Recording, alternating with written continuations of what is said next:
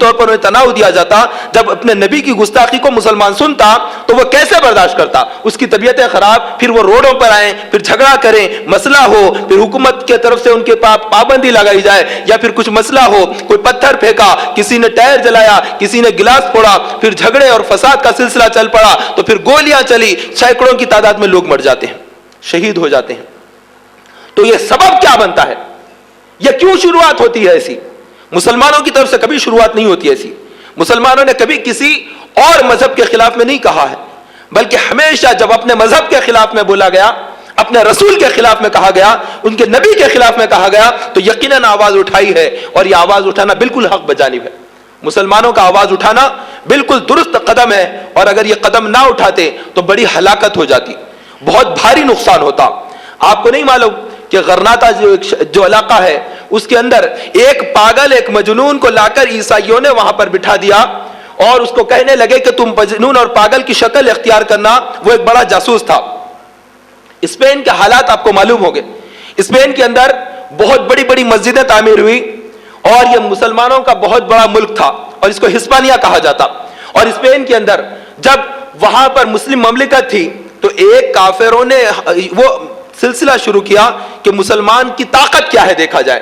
انہوں نے ایک اچھے خاصے آدمی کو پاگل کا بھیس لبادہ ڈال دیا، اور وہ آ کر بیٹھا، اور وہ مسلسل بازار میں نبی کے خلاف بولتا رہا۔ لوگ آتے گئے، دیکھتے گئے، اور کہنے لگے یہ تو بیچارہ پاگل ہے، اس کو کیا ماریں گے، یہ تو بیچارہ پاگل ہے، اس کو کیا ماریں گے، یہ اس طرح سے کہتے رہے۔ اور مسلمانوں کے بازار میں نبی کے خلاف بولا گیا، مسلمان سنتے رہے، اور اللہ رب العزت بھی دیکھ رہا ہے، اور وہ لوگ جنہوں نے یہ سازش کی تھی، انہوں نے اندازہ لگا لیا کہ ان کا ایمان کمزور ہو گیا۔ مسلمان اپنے نبی کے خلاف سن کر چھوڑ دے رہے ہیں، اور کہہ رہے ہیں ارے یہ تو پاگل ہے۔ وہ پاگل اگر بکتا ہے تو اس کو قتل کر دینا چاہیے تھا، لیکن انہوں نے قتل نہیں کیا۔ بازار میں وہ ویسے ہی گھومتا رہا، رسول کے خلاف بولتا رہا، دن پورا وہ پھرا۔ اس کے بعد اس نے رپورٹ دے دی کہ مسلمانوں کی ایمانی اہمیت اب ختم ہوتی جا رہی ہے، ایمانی کیفیت وہ پہلے جیسی نہیں ہے، اب بالکل بہتر وقت ہے کہ عیسائیوں کو اب حملہ کر دینا چاہیے۔ وہ رپورٹ تھی۔ اس کے بعد اسپین پر حملہ ہوا، تو اسپین اسلام سے جاتا رہا، مسلم مملکت سے جاتا رہا، مسلم ملک باقی نہ رہا۔ آج اسپین کی جامع مسجد کو لائبریری بنا دیا گیا، اسپین کی مسجدوں کو پوسٹ آفس بنا دیا گیا، اسپین کی مسجدوں کو پولیس اسٹیشن میں تبدیل کیا گیا، اور وہاں پر قرآن رکھنے پر پابندی عائد کی گئی ہے۔ یہ سب کیوں کر ہوا؟ مسلمانوں نے نہیں سمجھا۔ جب اللہ رب العزت نے 500 سال حکومت عطا کی تھی، مسلمانوں کی مملکت تھی، 500 سال مسلمانوں نے وہاں پر اپنا جھنڈا لہرایا، اتنی شان کے ساتھ حکومت کیے، لیکن انہیں اتنا شعور نہ تھا کہ وہ رسول کی گستاخی کے اوپر کیا کرنا چاہیے۔ انہوں نے کوئی ایکشن نہ لیا، اور دوسروں نے اس کو سمجھ لیا کہ کیا حالات ہے۔ تو جب رسول کے خلاف کہا جاتا ہے تو ہم کو جانچا جاتا ہے۔ وہ مکمل طور پر سنتے ہیں، دیکھتے ہیں وہ لوگ کہ رسول کے خلاف بولنے کے بعد اب یہ امت کیا ایکشن لیتی ہے، اب یہ امت کیا ری ایکشن دے گی، خاموش ہو جائیں گے یا کچھ کریں گے۔ وقفے وقفے سے ہم کو جانچا جائے گا، اور اللہ ہم کو جانچ رہا ہے۔ ہم یہ سمجھ لیں اللہ ہم کو پرکھ رہا ہے، اللہ نے ہم پر امتحان رکھا ہے کہ تم رسول کی محبت میں کیا کرتے ہو۔ تمہارے رسول کے خلاف بولا جا رہا ہے، تمہارے نبی کے خلاف بولا جا رہا ہے، کارٹون بنائے جا رہے ہیں، خاکے بنائے جا رہے ہیں، اور معاذ اللہ غلط باتیں کہی جا رہی ہے۔ تو کبھی ڈنمارک کے اندر فلم بنا کر رسول کی گستاخی کی گئی، تو اب پیرس کے اندر یہاں پر چارلی ہیبڈو کے نام سے خاکہ بنا کر رسول کی گستاخی کی گئی، اور پھر دیکھا جا رہا ہے کہ مسلمان اب کیا ایکشن لیتا ہے، خاموش ہو جاتا ہے، سہم جاتا ہے، ڈر جاتا ہے۔ یہودی لابی کی وجہ سے ڈر جاتا ہے، عیسائی تسلط کی وجہ سے ڈر جاتا ہے، یورپ کی فوجی طاقت کو دیکھ کر مسلمان ڈر جاتا ہے، کمزور پڑ جاتا ہے۔ یہ دیکھنے کے لیے آج وہ ہمارا امتحان لے رہے ہیں، اور اللہ رب العزت خود ہم کو جانچ رہا ہے کہ ہم کیا کرتے ہیں۔ رب چاہے تو انہیں ہلاک کر دے۔ زلزلے جس طرح سے نجد میں آتے ہیں، زلزلے جس طرح سے ایران کی سرزمین پر ہوتے، اسی طریقے سے وہاں پر بھی ہوتے، اور یورپ سارا کا سارا ہلاک و برباد ہو جاتا۔ لیکن اللہ نے یہاں پر وقت دیا ہے، اور ایک بڑا امتحان ہم پر بھی رکھا ہے کہ تم اس امتحان میں کتنا کامیاب ہوتے ہو۔ ہر دور میں مسلمانوں کو آزمایا گیا، جانچا گیا، رب نے جانچا ہے، پرکھا ہے، اور وہ خوب جانتا ہے کہ کون کیا دل لے کر آیا ہے۔ اس کے باوجود اس کا یہ طریقہ رہا ہے، وہ جانچتا ہے، پرکھتا ہے، امتحان اوپر رکھ دیتا ہے، اور پھر فیصلہ خود فرماتا ہے، اور ہم پر چھوڑ دیا ہے کہ ہمارا نفس کیا کرتا ہے۔ मोहतरम प्यारे दीनी भाइयों, जब जंग उहद में एक वाकया हुआ अल्लाह के रसूल सल्लल्लाहु अलैहि वसल्लम के लिए, तो वहां पर मुसलमानों ने कितनी मोहब्बत का इजहार किया। जंग बद्र का मौका है, रसूल करीम सल्लल्लाहु अलैहि वसल्लम की जाते अक़दस के लिए जब काफिर हमला करते तो मुसलमानों ने कैसा घेरा बना लिया कि हमको मारा जाए लेकिन हम नबी तक किसी तीर को पहुंचने नहीं देंगे, किसी तलवार की जब नबी तक पहुंचने नहीं देंगे। हर वक्त उन्होंने वहां पर एक मुहाफिज दस्ता बनकर वो घूमते रहे। वो भी मुसलमान सहाबा का दर्जा रखते हैं, वही उनकी के हम भी गुलाम हैं। हम नबी की तरफ उंगली उठने वाले को हम भी बर्दाश्त नहीं कर सकते। अरे वो सहाबा का क्या जोश था, क्या जज्बा था, जब अल्लाह के रसूल वुजू करते और वुजू से आपका जिस्म मुबारक से पानी लगकर जाता, चेहरे मुबारक से पानी लगकर जमीन की तरफ जाता, या हाथ धोते पानी जमीन की तरफ जाता, जब कुल्ली फरमाते पानी जमीन की तरफ करते, जब नाक की रुतूबत साफ करते और पानी जो जमीन की तरफ जाता, सहाबा हरगिज उसको नीचे जाने ना देते, हाथ बढ़ाते, लेते और अपने चेहरे पर मल लेते। इतनी ज्यादा अकीदत, इतनी ज्यादा मोहब्बत ना कोई उम्मती ने किसी नबी के साथ किया है, ना साबिका हजारों की तादाद में अंबिया हैं, लेकिन ऐसी मिसालें नहीं मिलती जो मिसाल इस उम्मत ने अपने रसूल की मोहब्बत में पेश किया है। लोग देखकर हैरान हो गए, काफिर देखकर हैरान हो गए। काफिर जो जासूसी के लिए आए थे, देखना चाहते थे कि मदीने के लोग क्या अपने नबी की शान बयान करते हैं, क्या अपने नबी से अपना रिश्ता कायम करते हैं, क्या इनकी फौजी ताकत है। वो आए थे काफिर लोग कि हम मुसल्लत करेंगे जंग मदीने पर। जब जालिम लोग आए, जब ईसाई लोग आए, जब फारसी लोग आए और रसूल के बारगाह के पास आकर खड़े कर देखा, मुसलमानों को देखा, सहाबा को देखा, उनके अमल को देखा, क्या अमल था वो? यही अमल था।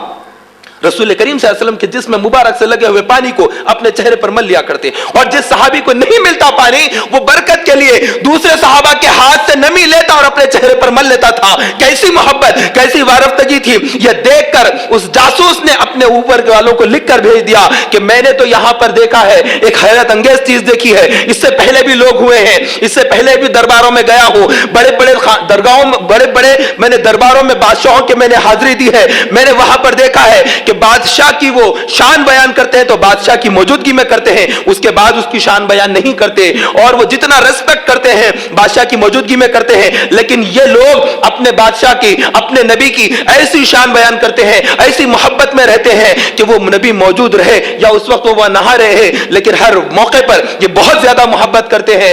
और ये अपने नबी के जिस्म से लगे हुए पानी को जमीन पर गिरने नहीं देते तो नबी के खून को कैसे गिरने देंगे? हरगिज हमला ना करना, वरना सारों को ये कत्ल करके डाल देंगे। ये नबी की मोहब्बत का इनाम था, वरना बहुत बड़ा हमला हो रहा था मदीने पर। वो सहाबा की मोहब्बत थी जिसे देखकर काफिरों के दिल में रोब पड़ गया।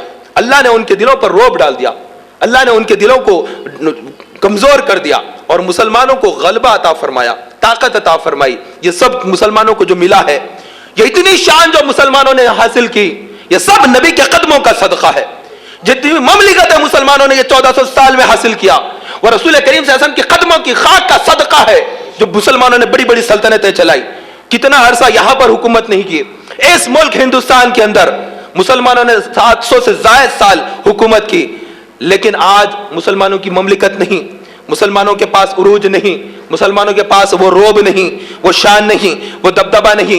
आज मुसलमान क्यों जलीलो खार है? आज मुसलमान क्यों पस्ती का शिकार है? आज मुसलमान क्यों नुकसान उठा रहा है? आज मुसलमान क्यों इज्जत के साथ नहीं है?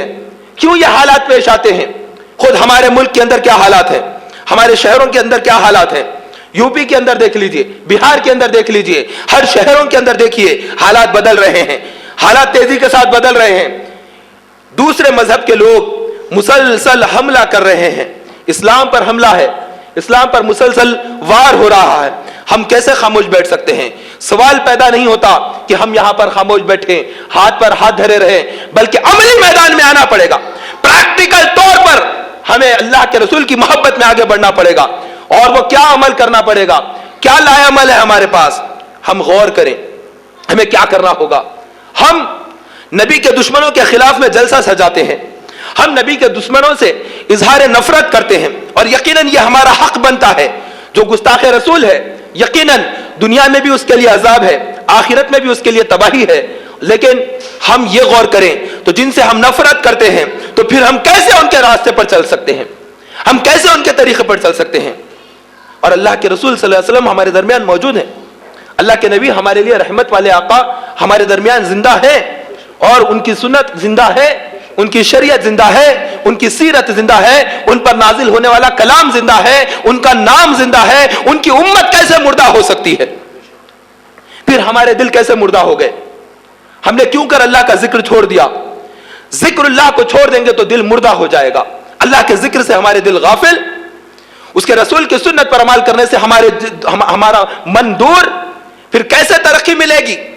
کیسے کامیابی ملے گی؟ کیسے اللہ تبارک و تعالیٰ ترقیوں سے نوازے گا؟ فتح اگر حاصل کرنا ہوتا ہے مسلمانوں, رسول کے دامن سے مضبوطی سے وابستہ رہو. اگر تم کامیاب ہونا چاہتے ہو تو رسول کی سیرت کو سمجھو, ان کی سنت کو سمجھو, ان کے انداز کو سمجھو, ان کی تعلیمات کو سمجھو. قرآن کیا تمہیں میسج دے رہا ہے؟ تم اٹھاؤ قرآن کے اوراق کو, پڑھو, دیکھو قرآن کیا بول رہا ہے, نبی کیا کہتے ہیں, رسول کا کیا حکم ہے. ہر موقع پر اللہ کے نبی نے ہمارے لیے رہنمائی فرمائی. قرآن اللہ نے نازل فرمایا, ہر موقع پر کیا کرنا چاہیے, کیا نہیں کرنا چاہیے.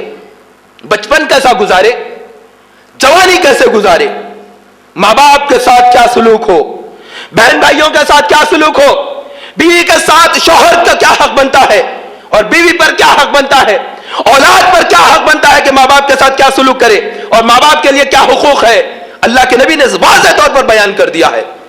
رشتہ داروں کے حقوق, پڑوسیوں کے حقوق, غیروں کے ساتھ کیا ہونا چاہیے, اپنوں کے ساتھ کیا ہونا چاہیے. زندگی کے ہر شعبے میں اسلام نے رہنمائی کی. وہ اسلام جس کو امامت کرنا ہے, وہ اسلام جس کو سب کو درس دے کر اسلام کی طرف لانا ہے, وہ مذہب کے ماننے والوں کو کیا حالت ہے. آج کتنی حالت خراب ہو چکی ہے. مسلمان جس کو آگے بڑھ کر کام کرنا تھا وہ تو دوسروں کی تقلید میں پڑا ہوا ہے. وہ جسے رسول کا طریقہ اختیار کرنا تھا, کتنی بدقسمتی کی بات ہے کہ مسلمان اپنے نبی کے طریقے کو چھوڑ کر کافروں کے طریقے پر جا رہے ہیں. کبھی تو غم مناتے ہیں کہ کافروں نے ہمارے نبی کو یہ کہا ہے, کافروں نے ہمارے نبی کا خاکہ بنایا ہے, گستاخی کی ہے, کارٹون بنایا ہے, معاذ اللہ یہ کیا ہے, فلم بنا دی ہے, سب کچھ کیا ہے, اور اتنے بڑے پیمانے پر لاکھوں کی تعداد میں میگزین بنا کر رسول کے خلاف چھاپا ہے. تو پھر کیا ہو گیا مسلمان کو کہ جب وہ گاڑی منڈاتا ہے تو وہ کیا سوچ کر وہ نہیں منڈاتا ہے؟ کیوں منڈاتا ہے؟ اسی لیے منڈاتا ہے کہ فلاں کی طرح مجھے دکھنا ہے. کس کی طرح تجھے دکھنا ہے؟ کافروں کی طرح دکھنا ہے. تجھے داڑھی منڈا کر کافروں کی طرح اپنی شکل بنانا ہے, تجھے بے نمازی بن کر کافروں کی طرح رہنا ہے, تجھے اسلامی لباس سے کوئی سروکار نہیں, تجھے دینی معاملات سے کوئی سروکار نہیں. تیرے یہاں شادی بیاہ ہوتا ہے تو مسلمان اور عورتوں کا خلط ملک ایسا کر دیا ہے کہ معاذ اللہ کافروں کی دعوت کی طرح معاذ اللہ بنا دیا ہے. نہ کافروں کے طریقے کی طرف بڑھتے چلے جا رہے ہیں, ان سے نفرت کا اظہار جلسوں میں ہو رہا ہے, جلوسوں میں ہو رہا ہے, محفلوں میں ہو رہا ہے, زبانی طور پر ہو رہا ہے, لیکن پریکٹیکل طور پر تم نے کافروں کے خلاف کیا عمل کیا ہے بتائیے. نہ تمہاری صورت, نہ تمہارا عمل, نہ تمہارا لباس, نہ کوئی طور, نہ طریقہ, نہ رسم و رواج, ہر طرح سے پٹ گئے ہیں. وہ مسلمان بھی ہوئے جنہوں نے نبی کی خاطر اپنے آپ کو لٹا دیا, لیکن آج کے یہ مسلمان بھی ہیں جنہوں نے اپنے دین کو, طریقے کو چھوڑ دیا. رسم و رواج میں بہہ گئی یہ امت. کہاں پہنچ گئی یہ امت؟ آج شادی کی رسم ہوتی ہے, مسلمانوں کے گھر کی بات کر رہا ہوں میں, کسی اور شہر کی بات نہیں کر رہا ہوں, اپنے شہر, اس شہر کی بات کر رہا ہوں, مدینۃ الاولیاء حیدرآباد کی بات کر رہا ہوں. اس شہر کے مضافاتی علاقوں میں دیکھیے کیا ہوتا ہے. ویڈیوگرافی کے لیے لوگ جائیں گے, وہاں پر دیکھیں گے کہ وہاں پر کیا نظارے ہوتے ہیں. شادی کا رسم ادا کی گئی, مسلمان دلہا ہے, مسلمان دلہن ہے, لا کر بٹھا دیا گیا سامنے, عورتیں مرد سب جمع ہو گئے ہیں, اور اس کے بعد ہاتھوں میں چاول لے کر مسلمان نوجوان اپنی دلہن پر چاول ڈالتا ہے, تو وہ دلہن بھی مسلمان مرد پر, دلہے پر چاول ڈال رہی ہے. دونوں اس طرح سے چاول ڈال رہے ہیں. اگر وہ رسم اگر آپ دیکھیں گے تو سمجھیں گے کہ یہ کوئی کافروں کی رسم ادا کر رہے ہیں, لیکن انہیں کوئی شرم نہیں آئے گی. جب انہیں روکا جائے کہ یہ عمل مت کرو, تم اسلام اس کی طرف نہیں بلاتا تمہیں, یہ غیروں کا طریقہ, اس کو چھوڑ دو, تو وہ کہتے ہیں یہ ہمارے پاس رسم ہے, یہ ہمارے پاس رواج ہے, یہ ہمارے پاس طریقہ ہے. تو تم رسموں کو دیکھو گے, تم رواجوں کو دیکھو گے, تم اپنے علاقے کے بنائے ہوئے ماحول کو دیکھو گے, یا تم قرآن اور سنت کو دیکھو گے. تم غور کرو کس سمت میں جا رہے ہو. کون روکے گا انہیں؟ کون سمجھائے گا انہیں؟ کون بلائے گا انہیں اسلام کی طرف؟ کون لائے گا انہیں ایمان کے صحیح معاملوں میں انہیں مسلمان بنا کر اسلامی روش اختیار کرنے کی طرف؟